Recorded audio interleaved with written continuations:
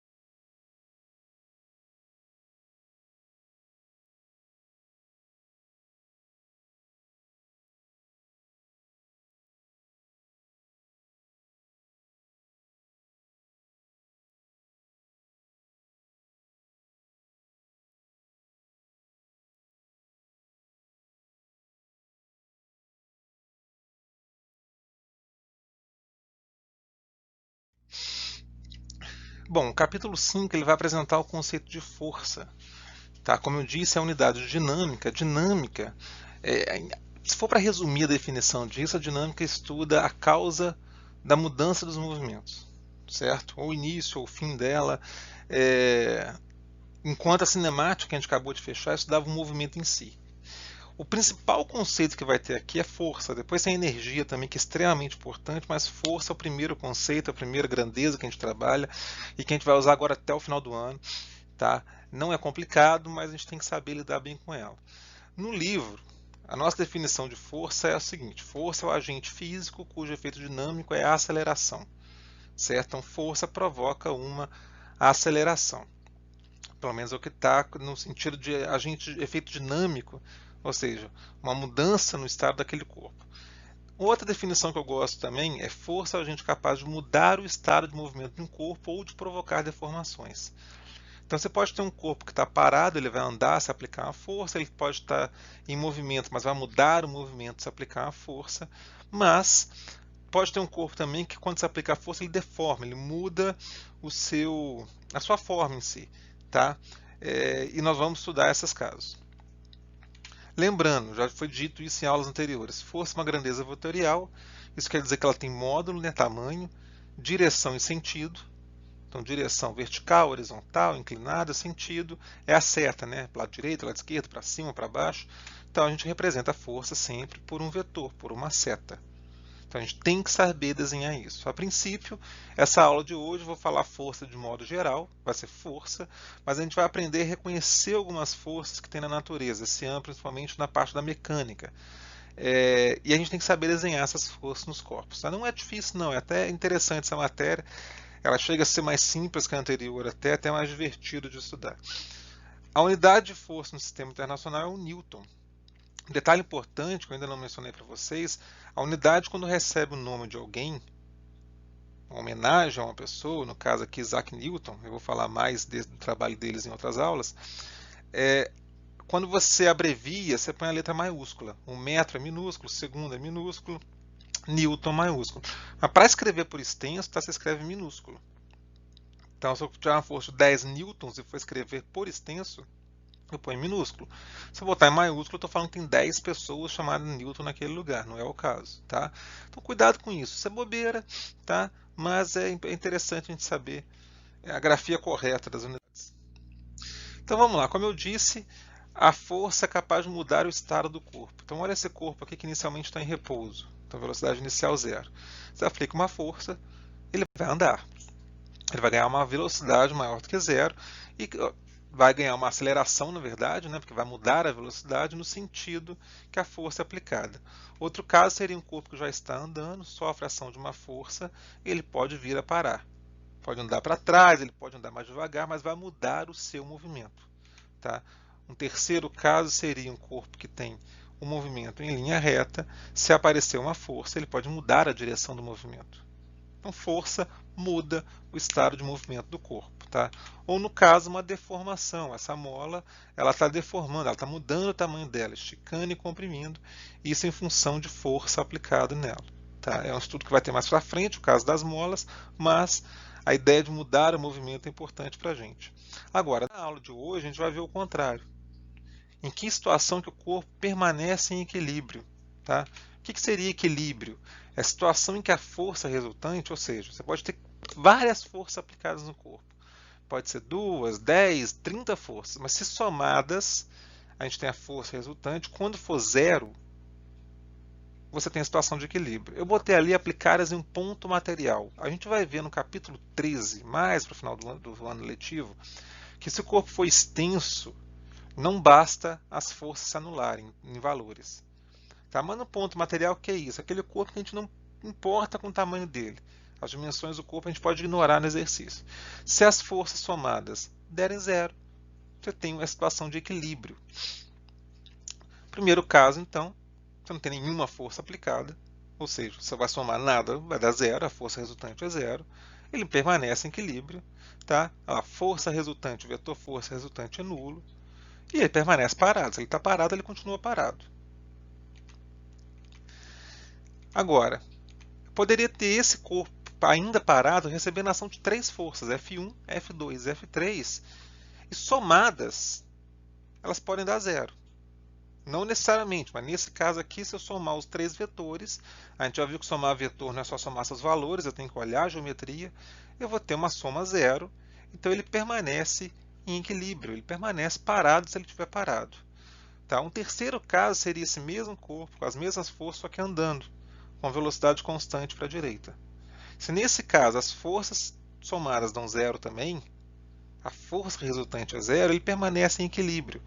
Mas esse equilíbrio quer dizer o quê? Que ele permanece andando sem mudar a velocidade. Quando eu falo velocidade, lembra que é vetor, não muda direção, não muda sentido, não muda valor.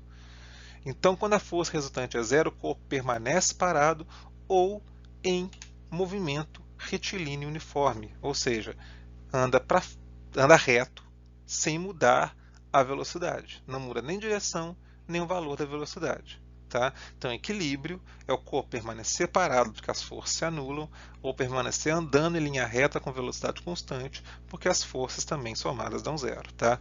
E isso vai trazer um conceito que a gente vai ver melhor na próxima aula, que a gente vai falar das leis de Newton, mas que eu já posso adiantar um pouco, que é o conceito da inércia, que é a tendência que a natureza nos oferece de permanecer em repouso ou permanecer em movimento. No caso, movimento retilíneo uniforme, quando da ausência de forças ou quando as forças somadas dão zero. Certo? Então a gente já pode ver o seguinte, a aula de hoje, que eu vou falar só de equilíbrio, só de somar força dá zero, a gente está trabalhando com inércia. Tá? A ideia da inércia. Dito isso, a gente já pode começar os exemplos. A aula de hoje vai ser só essa ideia mesmo da força resultante zero. Então imagina um carro andando com velocidade constante, 60 km por hora, e que a força de resistência, ou seja, o atrito do próprio ar, a resistência do ar, o atrito com o chão, provoca uma força contrária ao movimento de 900 newtons. Além disso, a Terra provoca nesse corpo uma força vertical para baixo de 7.500 newtons, força da gravidade, né? Força-peso. E ele quer que você complete o desenho com as forças resultantes indicando os valores. Então essa é a ideia. Ó. Tem um carro, ele está andando para a esquerda, velocidade constante. O que quer dizer velocidade constante? Quer dizer que ele está sem aceleração. Tem a força-peso, eu já botei FP, 7.500 newtons, apontando para o centro da Terra. A força de resistência, os atritos com o ar, com o chão, em geral, as resistências, 900 newtons, uma força para trás, contrária ao movimento. Eu sei que no movimento retilíneo uniforme, ou seja, esse movimento que ele tem com velocidade constante, as forças têm que zerar. Então eu vou desenhar um vetor contrário à força-peso, é a força que o chão faz no carro, e vou desenhar um vetor contrário à força de resistência, a força que o carro faz para se movimentar. Na verdade, a roda empurra o chão para trás e o chão empurra o carro para frente. Então tem uma força para frente que é responsável pelo movimento. Se as forças têm que se anular, a força horizontal, então, a FRX, tem que dar zero no total, FRY na vertical tem que dar zero. Então, horizontal as forças se anulam, vertical as forças se anulam. Isso quer dizer que as forças para cima tem que ser igual a força para baixo, força para a esquerda igual a força para a direita. Então, para baixo 7.500 newtons, para cima vai ser 7.500 newtons, certo? Duas forças iguais, sentidos contrários se anulam. Para trás, 900 newtons, que eu já tinha no exercício, então eu vou concluir que para frente tem que ser 900 newtons. Então é isso. É isso que o exercício pede. Quais as forças que vão manter esse carro em equilíbrio, ou seja, andando com velocidade inalterada, velocidade constante. Bem parecido, desenhar um vetor resultante em um carro que realiza um movimento circular uniforme. No exercício anterior, eu desenhei as forças individuais. A resultante daria zero. Aqui que ele quer que desenhe a força resultante. Ele desenvolve um movimento circular uniforme, que é esse aqui, esse carro fazendo essa curva. Tá? Essa curva, esse pedaço de curva aqui é um arco de circunferência, tem um raio bem definido. Tá? E eu quero a força resultante. O que acontece é o seguinte. No movimento circular uniforme, a velocidade muda. O uniforme quer dizer que o valor não muda, mas a direção muda. Cada hora ela aponta para um sentido, a velocidade tangencia a trajetória circular. Então, você tem aqui uma variação do movimento. Existe uma força resultante. A força resultante não é zero. Se for zero, ele anda em linha reta. A mudança de direção do V é provocada pela aceleração centrípeta. A gente viu isso no movimento circular, que era uma aceleração que é perpendicular à velocidade, sempre radial, ou seja, na direção do raio da circunferência. Isso aqui, ó. Você tem a velocidade tangenciando a trajetória, isso aqui é V, então 90 graus apontando para dentro da curva, no raio, teria uma aceleração centrípeta, que é quem muda a direção da velocidade.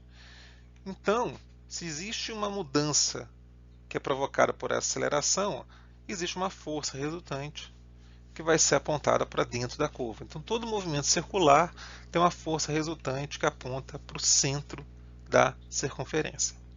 Certo? Então, essa é a resposta do exercício.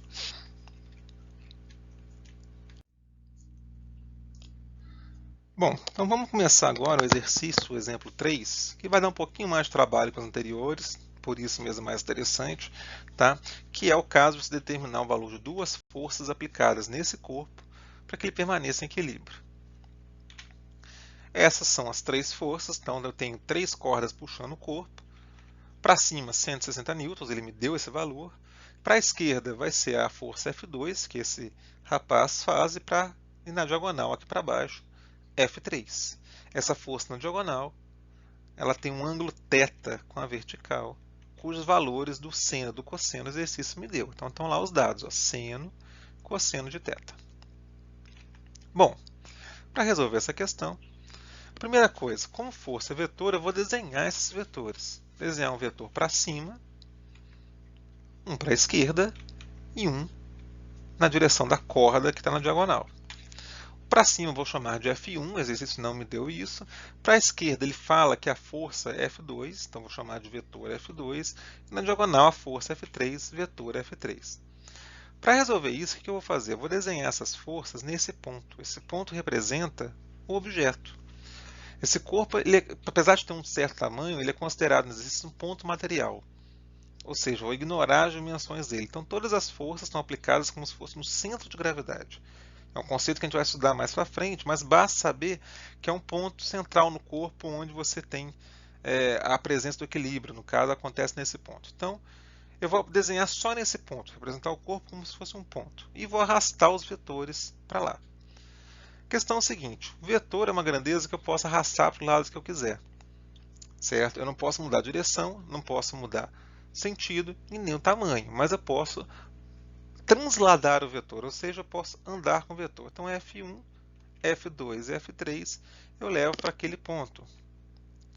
E ali coloco os valores. Ó, F1, 160 newtons, F2, vetor para a esquerda, F3 na diagonal e boto o ângulo θ ali. Fazendo isso, eu consigo agora trabalhar só em cima desse desenho de vetores. Eu posso ignorar o desenho que ele me deu. Então, os dados estão ali, que eu preciso estar ali. Bom, vetor F1 para cima, F2 para a esquerda, F3 na diagonal. O ideal sempre que a gente trabalhar com vetores é trabalhar pelo menos em duas direções, né? X e Y, ou seja, horizontal e vertical. Então eu vou decompor esse vetor F3, vou transformar ele em dois vetores que vão estar em X e em Y. O que é decompor o vetor, então? É achar a projeção dele vertical e achar a projeção dele horizontal. Então, F3 na vertical é F3Y, F3 na horizontal é F3x. Vamos lembrar como que a gente faz para determinar o módulo dele. F3x, F3 vezes o seno do ângulo. Repara que aqui, ó, F3x está sem um ângulo. É aquele macete que eu dei, né? Está sem um ângulo, você bota seno. Está com um ângulo, você põe cosseno. Só pegando os valores que ele me deu no enunciado, do seno e do cosseno, F3x, F3 0,6, F3y, F3 0,8. Aí você pode falar assim, Thiago, eu não lembro como você chega nesse seno e cosseno ainda. A gente parte da geometria. Os três vetores, F3x na horizontal, F3y na vertical e F3, que é o vetor original na diagonal, formam um triângulo retângulo. Repare que esse ângulo θ é entre F3y e F3. Então, eu botei aqui, ó, entre F3y e F3. O que é o seno do ângulo? Seno, cateto oposto, lado contrário, sobre a hipotenusa. Está ali. Ó. Se eu passar o F3 multiplicando, eu tenho exatamente a fórmula que eu usei antes. E o F3y veio de onde? O cosseno do ângulo, cateto adjacente, cateto vizinho, sobre a hipotenusa. Se eu passar o F3 multiplicando, eu vou ter exatamente a fórmula que eu tinha antes. Tá? Então é daqui que vem. Não decorem quem é seno e cosseno. Um macetezinho que eu dou ajuda, tá? Mas não decora isso, porque se eu mudar o ângulo de lugar, eu inverto tudo. Então, cuidado, tá? O ideal é saber de onde que vem essa relação.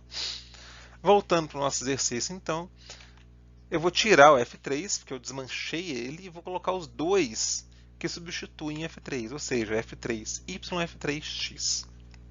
Tá? Então, agora meu exercício tem 4 vetores. Vou guardar aquelas duas relações, porque ali dentro tem F3, que é uma das perguntas do exercício, e vamos continuar nossa resolução. Bom, para estar em equilíbrio, força resultante é zero. O que isso quer dizer? Que a força F3x para a direita tem que ser igual a F2 para a esquerda. Direita anula esquerda. F3y para baixo tem que ser igual a F1 para cima. Então, a força para baixo tem que ser igual a força para cima para se anularem. No total, tem que dar zero. F3x está ali, ó. Tinha aquela relação guardada lá embaixo, eu joguei lá em cima. F3 0,6, que é igual a F2. E aqui embaixo, no lugar de F3y, peguei a relação que estava lá embaixo, F3 0,8. Repara que daqui de baixo já consigo resolver F3. Ó. Esse aqui já tem uma solução. Então, vou resolver ali. Ó. F3 0,8 igual a 160 newtons. Você passa 0,8 dividindo, você vai ter que F3 igual a 200 newtons. Então, achei uma resposta. Se F3 é 200 newtons, eu substituo lá em cima, ó, no F3. Então, fica 200 vezes 0,6. Então, 200 vezes 0,6 igual a F2. F2, 120 newtons. Então, resolvido. F2, 120, F3, 200. Naquela configuração inicial, o corpo permanece em equilíbrio. Tá? Em outras palavras, ninguém ganha aquele cabo de guerra. Nenhuma das três forças vai sair ganhando. E, finalmente, o exercício para vocês trabalharem um pouquinho. Tá? Eles são um pouco parecidos com o que eu fiz. Aqui você tem na letra A 3 forças. Eu quero que você calcule o valor de F. Tá? Esse está simples. Você tem uma força para a direita, uma para a esquerda, e você quer mais uma para a esquerda para que permaneça em equilíbrio. Tá? Ou seja, a soma das forças tem que dar zero. Nesse caso aqui, ele vai lembrar um pouco o exercício anterior. Tá? Eu recomendo então você decompor o vetor F. Vai ter um Fx e um Fy. Tá? O seno do ângulo e o cosseno está ali, ó, você pode usar esses valores, tá? O cosseno deu uma arredondada, mas vai dar certinho se usar. Você decompõe esses vetores e desenha de novo. Então, o vetor Fy para cima, Fx para a direita, esse vetor para a esquerda e esse para baixo, e faz a força resultante dar zero. Tá? É mais fácil do que parece, te garanto, é mais fácil que o exercício anterior, porque aqui eu já te dei duas forças, vocês vão ver que o caminho é simples, mas treine em decomposição, que é importante. Tá? E esse conceito de força resultante zero. Lembrando, se a força resultante é zero, o corpo pode continuar parado ou andando em linha reta com velocidade constante. O famoso movimento retilíneo uniforme. Tá?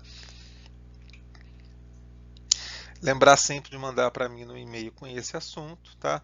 De olho nas datas, não tem prazo definido, mas quanto mais rápido você mandar, mais cedo você fica livre disso. E por outro lado, você não corre risco de chegar no final do bimestre, tem muita coisa para fazer. Tá? E se passar a data do final do bimestre, eu já vou ter lançado a falta e a gente fecha o diário. Então, o interessante é que você me mande isso rápido. Tá, ok? E, fim dessa aula. Lembrando que a gente estudou no início do capítulo 5, essa parte de equilíbrio, o capítulo 13 traz um pouquinho de exercício. Se você quiser trabalhar mais, vai lá no capítulo 13, a primeira parte dele, tá? Equilíbrio no ponto material. Até a próxima aula, um grande abraço a todos.